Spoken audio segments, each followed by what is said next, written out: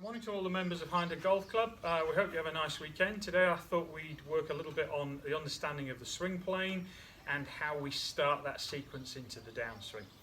So without further ado, and before it rains again, let's get started. Okay, so a few weeks ago when we were discussing the backswing, we talked about that elliptic circle, the idea of the club working on a circle around the body, back to impact and around again. So what I've set up here for you just to visually help what we're discussing are two shaft lines. So I'll just show you what they mean. The bottom shaft line represents the same plane as my 7-iron shaft. So this, for instance, might be how a Matt Kuchar would swing around his body, you know, what we call now a one-plane type idea. The upper shaft is supposed to represent a line that goes roughly from the golf ball through the player's neck and beyond into the height above me. Now that is an image that you will have seen if you've ever read a golf book called Modern Fundamentals by Ben Hogan, and a photograph I'll include later in this video, represents, if you like, the steepest a golf swing should ever be. His picture said that you should imagine this top line as a sheet of glass. It's resting on your neck and beyond, and the idea is you must swing underneath that glass and never smash it. So this represents realistically the steepest we can afford to go. This represents the shallowest we can afford to go. But when I look at a golf swing, to me it doesn't have to be perfect, it has to be somewhere in that gap. So when we're building a golf swing, we're trying to get the swing plane somewhere between the lower and the higher point, and of course get that downswing into the same spot.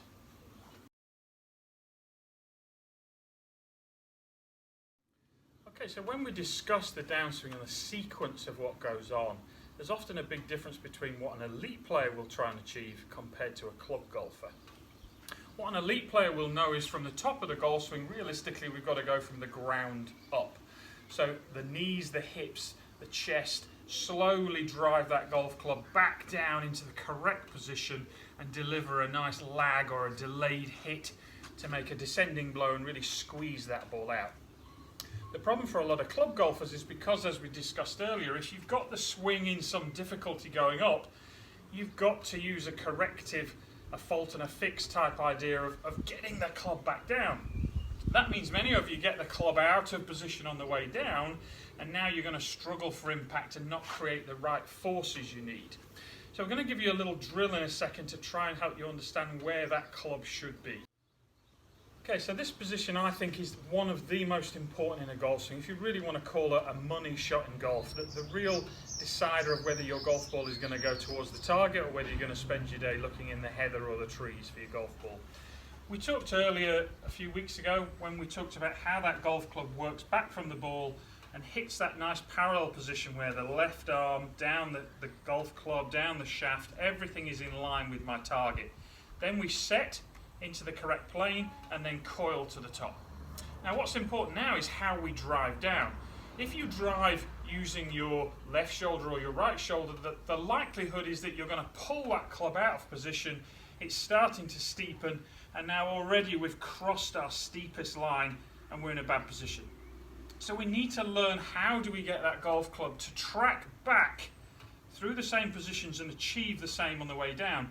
On that way down we need the idea of the club head, the shaft, the left arm, the shoulder, all aligning again, so that from here it's easy to release the club back to square and through impact. So a little drill you can try is to just split your hands. So put your left hand on as normal, split your right hand a little bit further down the shaft, set the club using just your wrists, then coil to the top, and then just practice pulling that golf club down using full speed and power down, really learning how to get the idea of a downward force rather than using your shoulder to go outward. So it's up to the top, pull on that shaft down, get that club head on the hand line or even inside's not too bad. But what we've got to watch in golf is we can't afford to get in here, and we certainly can't afford to get like that. Those of you that experience the divots going in the wrong direction, it's probably one of those two that you're managing. So it's again another drill, split your hands up to the top and then practice pulling that club down really fast, trying to get that club into that good position. Okay, I hope this idea of the downswing gives you something to work on this weekend. Hopefully we're now only a few weeks away, but please remember that these tips are general golfing chat. They're not maybe based specifically on your golf swing. That we could do in more depth when we get back. We'd love to help you, obviously myself or one of the boys. The definition of insanity, as they used to say, is to keep doing the same thing over and over again and expect to see some change. So even though we're in lockdown and we're being stopped from playing golf, practicing in the garden could still be really important. This is the first time you've had a real chance to focus only on how you swing the club and not where the golf ball goes. Look after yourselves, stay safe, and I hope to see you soon. Bye now.